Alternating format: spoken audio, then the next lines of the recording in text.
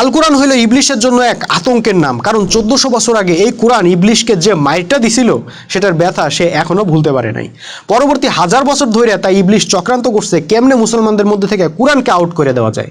কিন্তু কোরআনকে আউট করা তো এত সহজ না, কারণ আল্লাহ কোরআনের হেফাজত করতেছেন। তাই অবশেষে ইবলিশ তার প্ল্যান চেঞ্জ করলো।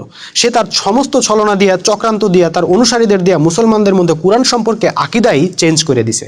এখন মুসলমানদের ঘরে ঘরে অরিজিনাল খাঁটি ঝকঝকে হরফের কোরআন আছে ঠিকই, কিন্তু মুসলমানরা জানে না ওই কোরআন দিয়ে কি করতে হইব।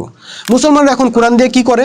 সহি আরবি উচ্চারণে তেলাওয়াত করে, কোরআন খতম দেয়, কোরআনের মাহফিল করে, কোরআনের তাফসির করে, কোরআনের আয়াত পড়ে ঝাড়ফুঁক করে, কোরআন তেলাওয়াতের প্রতিযোগিতা করে, কিন্তু কোরআনের বিধান দিয়ে রাষ্ট্র চালায় না, কোরআনের বিধান দিয়ে অর্থনীতি চালায় না, কোরআনের বিধান দিয়ে বিচার করে না, কোরআনের বিধান দিয়ে সমাজ চালায় না। অর্থাৎ আসল কাজটাই হারায় গেছে।